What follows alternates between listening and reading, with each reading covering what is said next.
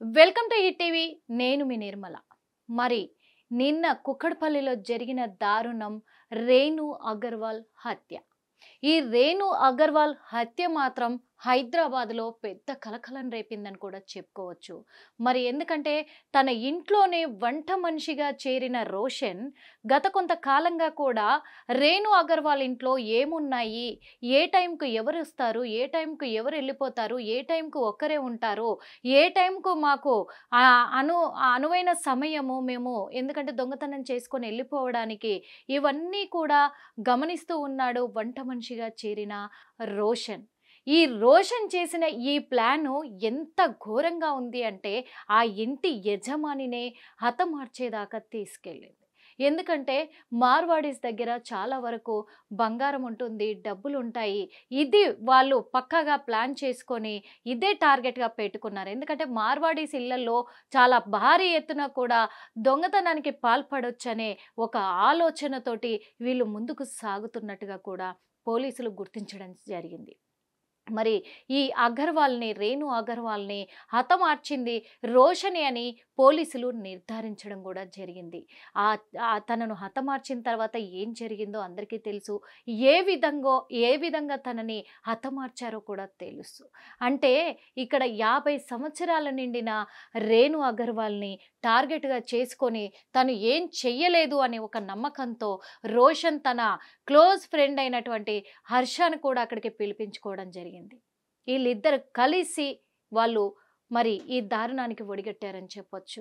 మరి ఆ నగలు అలాగే బంగారాన్ని దొంగిలించడానికి తను అడ్డుగా ఉంటుంది కాబట్టి తనని తొలగించేస్తే మాకు ఈజీ అవుతుందని ధైర్యంగా చేశారు. ఎందుకంటే వాళ్ళు వంట మనుషులు అనడానికి కూడా లేదు, వాళ్ళు వంట మనుషులు కాదు, ఇలాంటి వాళ్ళని టార్గెట్ చేసుకొని ఇలాంటి దొంగతనాలకు పాల్పడుతున్న వాళ్ళని చెప్పుకోవచ్చు.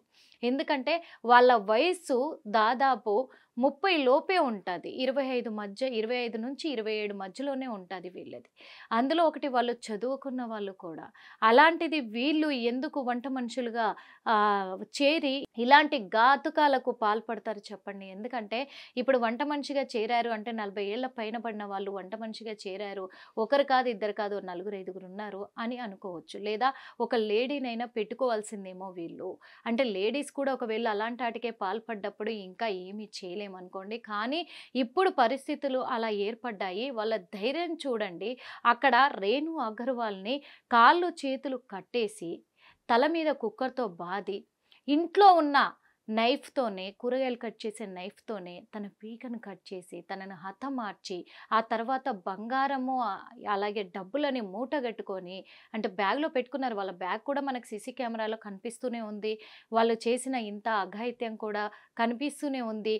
మరి ఆ బ్యాగ్లో పెట్టుకున్న తర్వాతే ఎంత ధైర్యంగా వాళ్ళు అదే ఇంట్లో వాళ్ళు ఏం చక్కగా స్నానం ఆచరించి ఆ బ్యాగుని తీసుకొని స్నానం కూడా చేశారంటే ఎంత ధైర్యం ఉండాలి చెప్పండి. అంత టైం తీసుకొని అంత కూల్గా అంటే వాళ్ళు ఎన్ని రోజుల నుంచి ప్లాన్ ప్రకారం ఉన్నారు, పక్కాగా ప్లాన్ చేసుకున్నారు అనేది ఖచ్చితంగా ఇక్కడ అర్థమవుతుంది. అంటే ఈ ఇంటి యజమాని ఎప్పుడొస్తాడు, ఎన్ని గంటలకు వస్తాడు, ఎన్ని గంటల వరకు ఉంటాడు, ఎన్ని గంటలకి తను బిజినెస్ మీద షాప్కి వెళ్ళిపోతాడు, మళ్ళీ ఎన్ని గంటలకు తిరిగి వస్తారనే సమయము పక్కడ్బందీగా వాళ్ళు ప్లాన్ చేసుకున్నారు.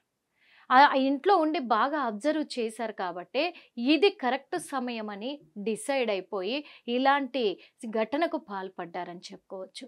అక్కడే స్నానం చేసి మళ్ళీ అదే ఓనర్ స్కూటీ తాళాలు తీసుకొని లిఫ్ట్లో కూడా ఎలా వెళ్ళారో చూసాం మనం, నిన్న చూపించాం వీడియోలో కూడా. అలా వెళ్ళిపోయి ఆ స్కూటీ తాళాలను తీసుకొని ఆ స్కూటీని వేసుకొని స్కూటీ మీదే పరారయ్యారంటే ఎంత ధైర్యం ఉండాలి వీళ్ళకి. ఇలాంటి వాళ్ళని ఏం చేసినా పాపం లేదని అనుకోవాలి నిజంగా. ఎందుకంటే వీళ్ళని చూసి ఇంకొకరు తయారవుతారు, వాళ్ళని చూసి ఇంకో ఇద్దరు తయారవుతారు. ఇలా తయారవ్వకుండా ఉండాలంటే ఖచ్చితంగా వాళ్ళను పట్టుకోవాలి పోలీసులు. హైదరాబాద్ పోలీసులు ఖచ్చితంగా పట్టుకొని వాళ్ళకు కఠినమైన శిక్షను విధించాలనే పోలీసులు మాత్రం దర్యాప్తును ముమ్మరం చేశారనుకోవచ్చు. ఎందుకంటే ఫాతే నగర్ రైల్వే స్టేషన్లో మరి రేణు అగర్వాల్ స్కూటీని గుర్తించడం కూడా జరిగింది పోలీసులు. అంటే ఫతేనగర్ రైల్వే స్టేషన్లో అక్కడ స్కూటీ పెట్టి అక్కడి నుంచి పరారైపోయారు ఈ నిందితులు అని చెప్పుకోవచ్చు. ఒకవైపు ముంబైకి వెళ్ళిపోవచ్చు, ఇంకోవైపు చూస్తే రాంచీకి వెళ్ళిపోవచ్చు. పోలీసుల అనుమానం కూడా ఇదే. ముంబైకి కానీ రాంచీకి కానీ బయలుదేరి వెళ్ళిపోయి ఉంటారు వీళ్ళు అనే ఒక ఆలోచనతోటే, అనుమానంతోటే మరి ప్రత్యేక బృందాలుగా ఏర్పడ్డ 5 బృందాలు రాంచీకి 3 బృందాలు, ఇటు ముంబైకి 2 బృందాలుగా విడిపోయి మరి వాళ్ళను గాలించే చర్యలో పడ్డాయి ప్రత్యేక పోలీస్ బృందాలని కూడా చెప్పుకోవచ్చు.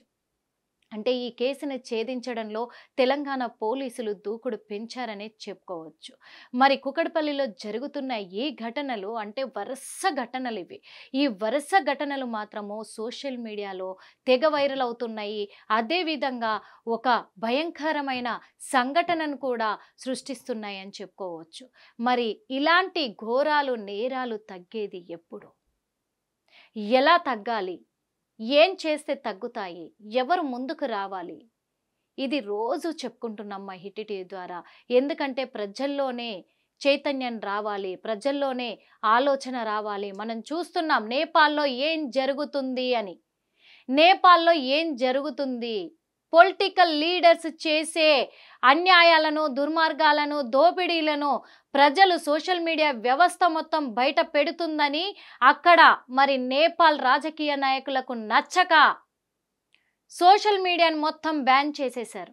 సోషల్ మీడియాను బ్యాన్ చేయడంతో కూడా ఈ నేరాలను, ఘోరాలను, దోపిడీలను వాళ్ళు గుట్టు రట్టు కాకుండా, చడి చప్పుడు లేకుండా జరిపించుకోవచ్చనే ఒక ప్లాన్ తోటి సోషల్ మీడియాను రద్దు చేయడం జరిగింది. కానీ సోషల్ మీడియా ఊరుకుందా అంటే లేదు.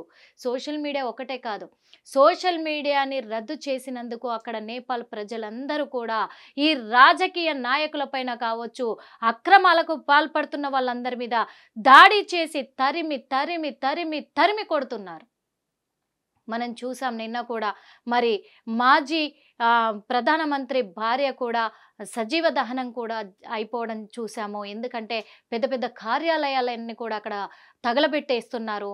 మరి ఈ అధికారులు, దోపిడీకి పడ్డ అధికారులు ఎవరైతే ఉన్నారో, రాజకీయ నాయకులు ఎవరైతే ఉన్నారో అందరినీ కూడా పట్టుకొని వాళ్ళ చెమడాలు వదిలిస్తున్నారని కూడా చెప్పొచ్చు.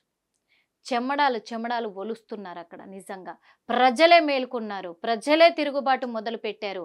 కాబట్టి ఇప్పుడు అక్కడ ప్రళయం జరుగుతోందని కూడా మనం ప్రతి వీడియోలో చూస్తున్నాం. ఎంత వైరల్ అవుతుంది, ఒక్కొక్క వీడియో చూస్తూ ఉంటే భయానకంగా ఉన్నాయి. నిజంగా ఎట్లా అంటే ఒళ్ళు గగురు పడుస్తుంది ఆ వీడియోలు చూస్తూ ఉంటే. నదిలో చెరువు ప్రాంతాల్లో కూడా కొట్టుకుంటూ చెరువులో నుంచే వాళ్ళను తరిమేస్తున్న పరిస్థితులు మనం చూస్తున్నాం. ఓ రోడ్ల మీద ఉరికిచ్చి కొడుతున్నారు రాజకీయ నాయకులను అక్కడ. సోషల్ మీడియాని బ్యాన్ చేశారు, మీ అన్యాయాలను బయటపడొద్దని కప్పిపుచ్చుకునే ప్రయత్నం చేస్తున్నారని తిరగబడ్డారు ప్రజలు.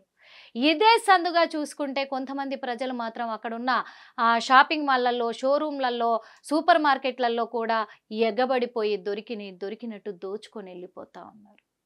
అక్కడ ఏం జరుగుతుంది అసలు? చట్టం ఎక్కడ పోయింది? న్యాయం ఎక్కడ పోయింది? అసలు ఎవరు పట్టించుకునే నాదుడు లేడు అనే స్థితికి ఇదైపోయింది. అక్కడ కొత్త ప్రధానమంత్రిని ఎంచుకోబోతున్నారు అనేది కూడా నడుస్తుంది. అలాగే సమాజంలో అన్యాయం జరుగుతున్న చోట ప్రజలు మేల్కోవాలి. ప్రజలు మేల్కుంటేనే ఇలాంటి హత్యలు కానీ, ఆత్మహత్యలు కానీ, అఘాయిత్యాలు కానీ ఇవన్నీ కూడా కొంతవరకైనా మనం సమాజంలో నిర్మూలించిన వాళ్ళం అవుతాము. కానీ వీటికి ఆలోచన ఎవరు చేయడం లేదే, ఎవరు ముందుకు రావడం లేదే. ఎవరి స్వార్థం వాళ్ళు చూసుకుంటున్నారంటే తెలుగు రాష్ట్రాలు, తెలుగు దేశం ఇంతేనా అనిపిస్తుంది నిజంగా. ఎందుకు అనంటే నేను తెలుగు అని ఎందుకు వాడుతున్నాను అంటే మన తెలుగు దేశం, మన భారతదేశం అంటే భరతమాత. ఏ కంట్రీకి లేనటువంటి ఘనత ఇక్కడ దక్కింది. భరతమాత అంటే ఒక అమ్మవారిని కొలుస్తారు, అమ్మతో పోలుస్తారు కదా. ఆ అమ్మలకి అవమానం జరుగుతుంది, అమ్మలకు అవమానం జరుగుతుంది ఒక పక్క అయితే, అమ్మలు అన్యాయం చేస్తున్నారు ఇంకో పక్క అయితే.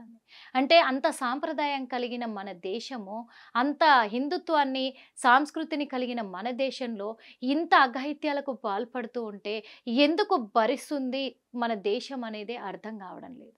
ఇతర రాష్ట్రాలలో కల్చర్ కొంచెం అప్డేట్ వర్షన్లో ఉండి కొన్ని విలువలు మర్చిపోతున్నారు, నైతిక విలువలు అనుకున్నాం. కానీ ఇక్కడ మన దేశంలో మాత్రము మొత్తానికి మొత్తం విలువల్ని కాలరాస్తున్నారు అనిపిస్తోంది. మరి ఎప్పుడు ఇంకా మేల్కొనేది? మరి చైతన్యం ఎప్పుడు వస్తుందో చూడాలి, ఎదురు చూడాలి. చెప్తూ ఉన్నాము, చట్టాలు తీసుకొస్తాయా, ప్రభుత్వాలు తీసుకొస్తాయా, పోలీసు బృందాలు తీసుకొస్తాయా, ప్రజలు తీసుకొస్తారా? ఎవరు తీసుకొస్తారో వేచి చూడాల్సిన అవసరం అయితే ఉంది. మొత్తంగా మరి రేణు అగర్వాల్ మర్డర్ కేసు మాత్రం మరి పోలీసులు దూకుడు పెంచి ఒకటి తర్వాత ఒకటి ఆధారాలను అయితే సేకరిస్తూ ఉన్నారు. మరి ఈ దర్యాప్తులో భాగంగానే ప్రత్యేక బృందాలు రెండుగా విడిపోయి ఇక్కడ 2 ప్రాంతాలలో కూడా వెళ్ళడం జరిగింది. అతి త్వరలోనే నిందితుల్ని పట్టుకుంటారు, కఠిన శిక్షలు అమలు చేస్తారని అనుకుంటున్నాను. హిట్ టీవీ యాప్, ఇందులో short news, live news, entertainment shows, movies, digital magazines తో పాటు మీ జిల్లా వార్తలను కూడా ఫ్రీగా చూడొచ్చు.